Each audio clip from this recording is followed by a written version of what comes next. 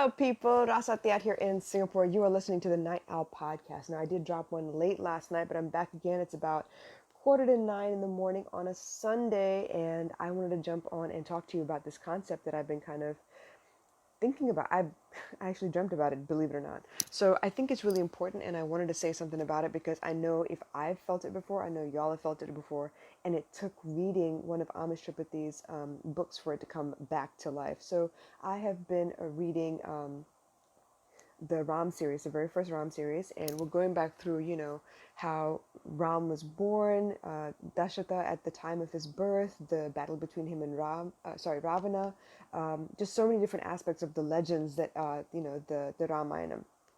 Anyway, going back to this particular part of the book where they were talking about how Dashratha came out to fight Ravana, and it's only because he wanted to make sure that the dues that were paid to him based on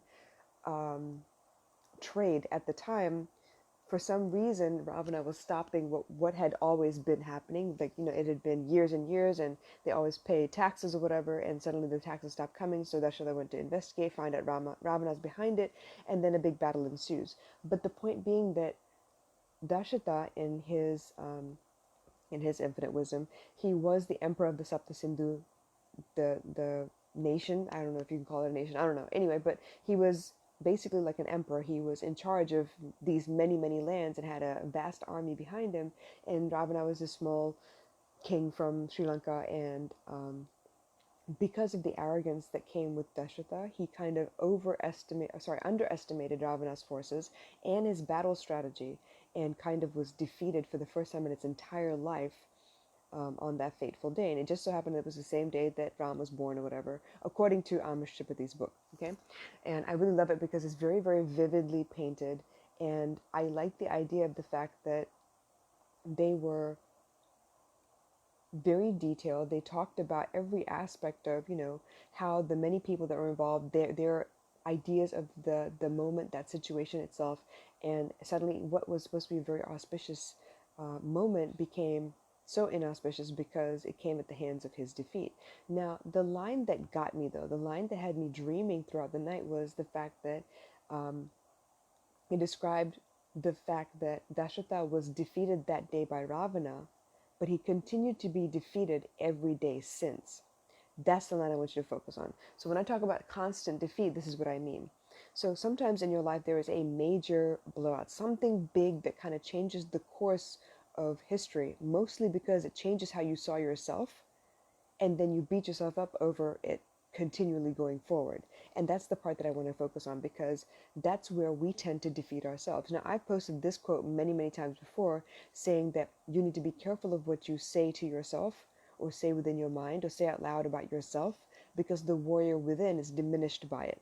And that's what I mean. The constant defeat actually comes from within ourselves. It's not the rest of the world that's defeating us in different battles every day. It's that one moment that you keep replaying in your head, and you keep beating yourself up over the fact that you didn't do as much, you couldn't rise to the occasion, you failed to do this, you didn't think of that. You overanalyze every aspect of that moment instead of going on about your life from that moment onwards as separate events. You make everything look like it's related to each other, and suddenly you don't know how to get out of the funk that you're in. It's like quicksand. And that's the part I want to talk about, because it's happened to all of us. At some point or another, it's happened to all of us. There was a time where Kutiji was actually having trouble with a teacher, and one incident that made her cry in school, she kept reliving. And she kept telling herself that she was useless and she was stupid and she couldn't believe that she couldn't do this. And, oh my God, of course, I'm just worthless. And she kept telling herself those things. And when you tell yourself those things, you tend to believe them after a while, because you are the first voice you hear. That voice in your mind, that's the first one you hear. And if you don't control it or don't take care of it, it will overtake. It will become so deafeningly loud that you can't hear anything else that's going on around you. You stop paying attention to anything else that's going on around you. And that's the part I want to take care of. I want to make sure that you don't get into that funk. This is where depression comes from. This is where, constant chronic anxiety comes from, because you're suddenly questioning your ability to do things. Maybe you were a great horseback rider, and someday or one day out of the blue, you were bucked from your horse. And it's going to take you everything that's inside of you to get back on that horse. But you know what? You have to get back on that horse. Otherwise, you're going to overanalyze everything. It's going to become either the horse's fault or your fault or something in the way. And from then onwards, you're going to question everything you've ever done. The same thing in relationships. There comes a time sometimes when the trust is tested. And maybe that other person failed. And then it's changed the way you see the entire relationship, and it's made you question everything they've ever said to you in the past. And now going forward, you're re-questioning everything. You're overthinking everything. You're like, oh my God, what if it's another lie? What if he wasn't telling the truth? What if, what they said had something to do with something they said before? And suddenly you're back to picking apart everything that's going on in your relationship rather than taking it one day at a time. This is where the real work starts. This is where the real healing begins. This is where you really do need a counselor or a trusted friend at the very least who can pull you out of that, or at least be your anchor so you don't start drowning in these thoughts and this overanalyzation, this habit we have of breaking ourselves down because we feel guilt or we feel shame. We feel this break in trust. We feel just disconnected from the situation suddenly, and you're no longer living the situation. You're out on the outside watching every move instead. Now, there are two ways that you could be watching every move. There is a way where you're detached enough and you're whole enough, where you sit on the outside and you watch everything that's going on and you are not affected. That's one way. The other way is you no longer agree to participate in life and you're picking apart everything that's going on and relating it to how it relates to you, what it means to you, what it means for you. At that point, life is happening to you. You have no control over it. You feel as though you have no say in the matter. Life kind of just happens to you. You're no longer worth, the time and space that you happen to take up. You're not good enough to meet life as it expects things of you. It's where the depression begins. It's where those difficult feelings just continue on and on and on without end. That line reminded me how much we have to be whole within ourselves, how much we have to treat every instance as a separate instance on its own. It doesn't mean that everything else is related going forward. It's almost as in you give that one incident in your life so much power that it kind of dictates what happens to you going forward. Now, I've had a couple of those tower moments before. I'm not lying. I've been through that dark shadow of the soul, that tower moment, that part where the darkness kind of takes over. It kind of runs your life or guides the path that you take because that's all you see anymore. You're not focusing on the things you do have. You're only focusing on this moment that kind of changed the way you saw yourself. Some of those moments for me include abortion, include being lied to and finding out that the person that you were with was cheating on you the whole entire time. And I'm talking about 6 years worth of cheating where you tried really hard to put it out your mind and you changed all your behavior to make sure that you weren't completely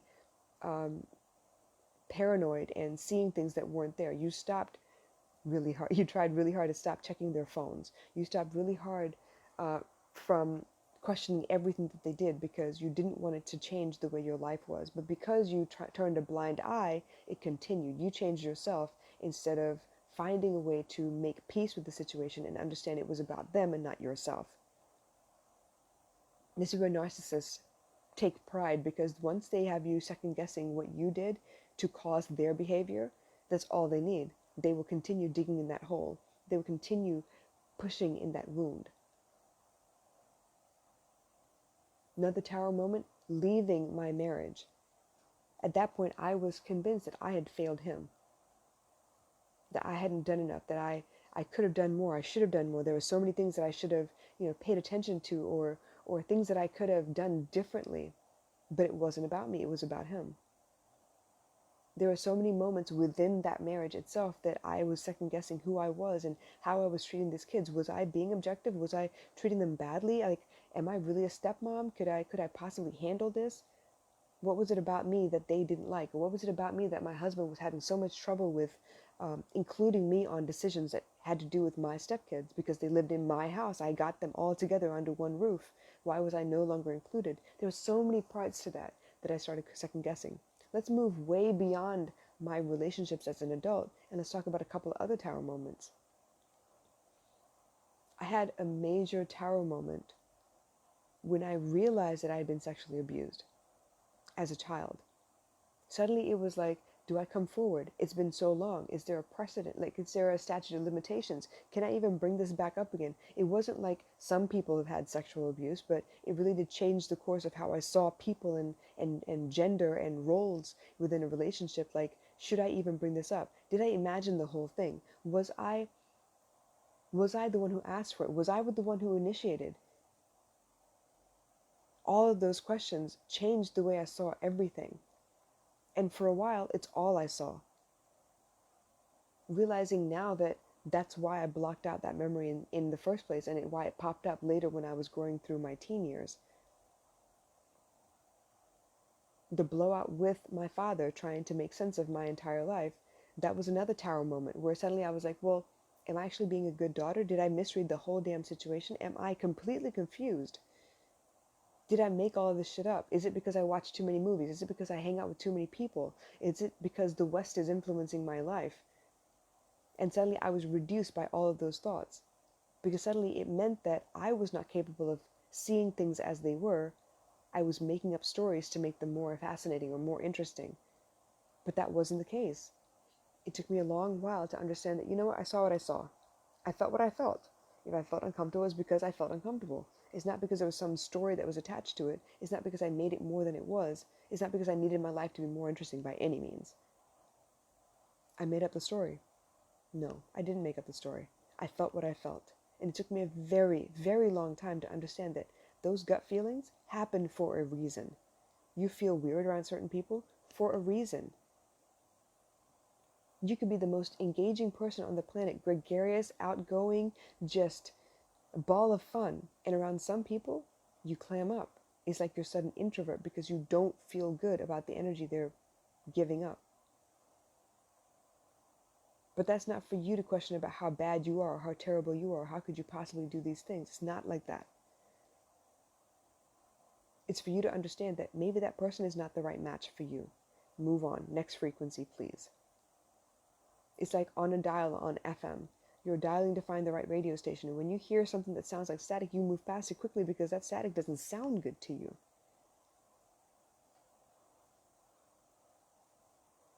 Yes, it is possible for you to get fixated on a specific event in your life because it was major. What we're not taught is how to unpack what happened and how to take some lessons from it and leave the rest behind and then continue moving forward. And no, that's not a, okay, well, this happened right now. I'm going to unpack it in 5 minutes, and then in the next 2 hours, I should be good to go. That's not how that works either. It's going to hurt to the touch. It's going to be difficult to talk about. It's going to be really difficult to write out and make sense of. And you know what? If you write it out, you're going to have to go revisit it in a couple weeks to make sure that, you know what? Was there anything else that I missed out? Was there anything else that I could have done? Is there anything else that I need to understand from this situation so it doesn't affect me going forward? Yes, of course, you will forever be changed, but you should never be reduced by any of these things. All of these tower moments, all of these major, divine storm situations are there to point out where you need to grow next. Sure, there have been plenty of times where I thought, I could do no wrong. I could cook the hell out of anything. Just put it in front of me. I got you. And guess what? I gave everyone diarrhea. I've had those moments, and they were terrible. And you know what? I shied away from cooking after that. I didn't think I should ever touch food again, because if I can make people sick, then maybe I shouldn't be cooking. But it just so happened that what I was meant to learn was this particular food I need to learn more about, so I never make anyone sick again. Turkey, not my strong suit, especially a whole turkey. Man, how many times have I put a turkey in the oven to cook, but it wasn't completely thawed out, so what happened was it burned on the outside and was frozen on the inside. I had to throw it out.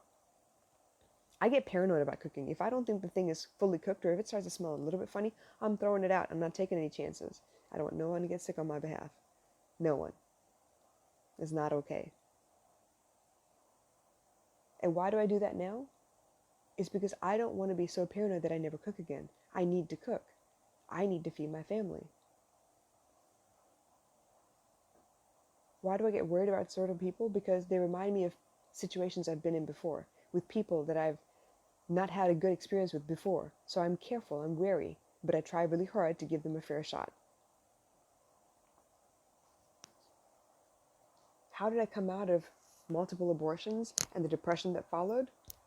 It took me a while to understand that, you know what, the person I was when it happened is not the person I am now. My ability to say no back then, not so great. Now, I'm a little better at it. The person I was back then was not capable of standing up and doing what needed to be done. Even though she knew what needed to be done, she was too terrified. She was too afraid. She was too dependent on her ex-husband at the time. Who am I now? I'm much better. I walked away from that whole situation. I left everything behind because I finally found my strength, which means I need to forgive the person I used to be and move on with the person I am now, with the lessons that that person gave me. It is very easy to reduce yourself on account of a major moment that changed the course of who you were at the time, how you saw yourself. You're confident in any given situation.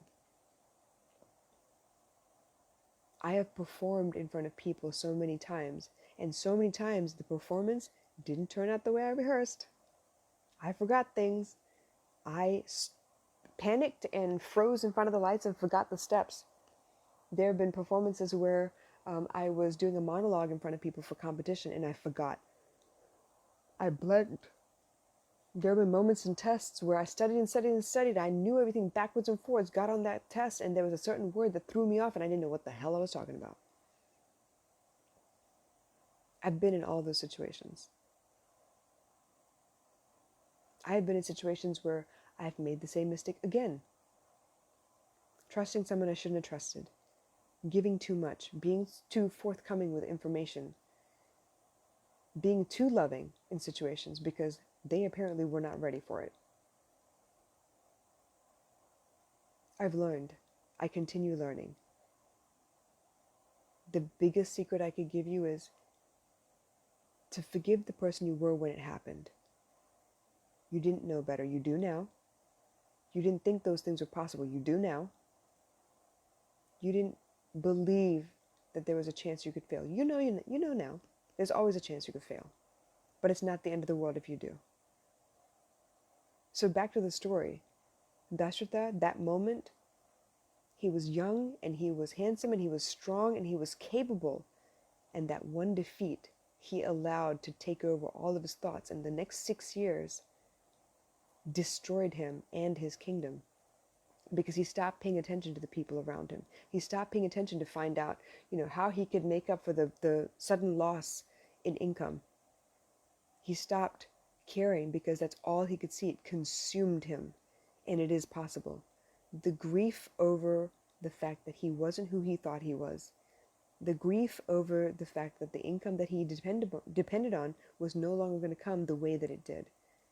The grief over the fact that everyone saw and heard about the fact that he was defeated. All of that compounded in his head to where every thought broke him down on purpose because he was blaming himself. He was chastising himself. He was criticizing himself. He didn't need anyone to strategize with him anymore or tell him where he went wrong. He knew because that's all he saw anymore. So when Amish Tripathi wrote that line and said, Raavana did not defeat Dashratha just that one day. He continued to defeat him every day since. Now, whether Dashratha was conscious of the fact that he kept reliving that moment over and over again or not, it doesn't matter. But he did continue reliving it. He did continue destroying himself over it. He did continue reducing everything about himself over it. Because according to that book, in those 6 years going forward from that defeat, he aged. He broke down. His mental capacity reduced. He became a shadow of his former self. And I'm here to attest to you, you know what? I know what that feels like. I've been there too. The year that I left my husband, I was a shadow of my former self. I was 43 kilos. I was bone and skin. I didn't think very much of myself. I didn't speak very much. It was all I could do to come out of my room every day and eat. I didn't think I was worth the food that was being placed before me?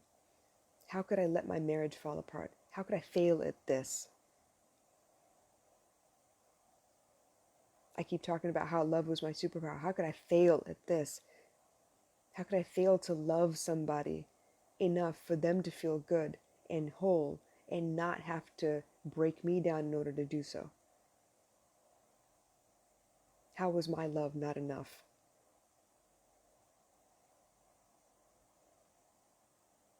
But you know what? I reversed it too. I had aged in the last 3 years, from the time I got pregnant until the time I gave birth until the 2 years afterwards when I left. I aged like a decade. But I reversed it too. Because once I let go of him and I let go of the guilt that surrounded the fact that I had to leave, once I found little pockets of happiness within my day, those pockets expanded and I focused on the pockets and more happiness and more light. And I felt younger and I let my daughter lead my life a little bit because she was fascinated with the world around her and I'd forgotten how fascinating the world around me could be. I started aging back. I started Benjamin Buttoning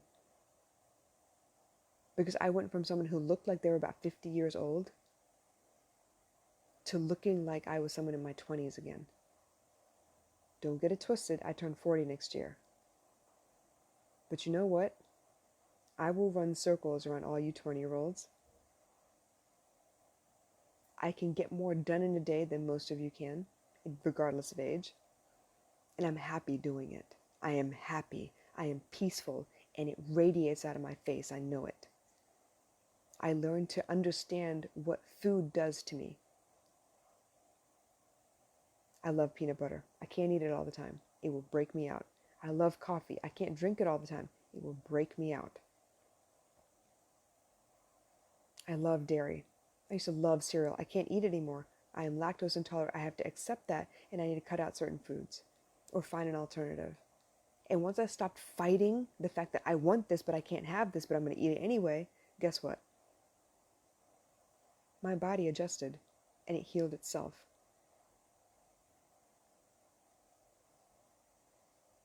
I am strong, I am young, and my body reflects that. Because I chose to stop fighting what was going on in my life. I chose to stop focusing on the things that I didn't have any control over. You know, you have no control over the past or the future. You have now. So if you take action now, if you align yourself with actions that reflect who you are on the inside. I have strong morals. I have a good head on my shoulders. I know I can make good decisions for me and my family. And as long as I make sure that in every situation I do the best I can to reflect those morals, I know my future self will thank me. Of course, I will fall, I will fumble, I will stumble, I will make mistakes. But if the majority of my actions reflect who I believe I am, the person I know I'm capable of being, I know I can heal myself. I know it will reverse all the things that I've done wrong. I'm not talking about karma, like a balance of good and evil. I'm talking about this decision you have before you right now. What is the ideal action that you need to take? What reflects who you are, how you are? That's all that matters. This moment, this decision before you today, right now. This is how you break out of constant defeat. If you need more guidance, please let me know. If you have questions, comments, concerns, drop them in the comments below. I will get to you, I promise. But in the meantime, understand that these things happen. And yes, it can spiral out of control. But before it takes years off of your life, by consuming you so much, focus on what you can do right now. The past is the past. Dashratha was defeated. Fine. You know what? He could have taken it in stride and said, you know what? Okay, I need to adjust my strategies going forward. I need to prepare my armies to be aware that there are people out here that fight like this and I had no idea. This is something else I need to study. I can be better from this. I fell one time. I scraped my knee. I covered it up. I let it heal. and I worked that knee again so it was still just as strong. He could have come back stronger than ever, but he let that one moment consume all of him. In the next 6 years, Dashratha had 4 sons. He didn't have time for his sons because he was consumed by all of this. And the one son that needed him the most, Rama, he couldn't bear to look at because it reminded him of that one day. He could have focused on the fact that he finally had a son. His first, he had been waiting for an heir all his life. He could have focused on the fact that that year meant he got his heir, which means he needed to focus on the future of his kingdom. Instead, he focused on the one thing that went wrong. That almost took his life, it almost took his wife's life, and things went downhill from there. There's always a choice. We may not always see it, which is why we need trusted people around us to help us, to ground us. But if you need help and guidance, I got you. Just holla at your girl. I'll catch you again soon. Y'all take care. Bye.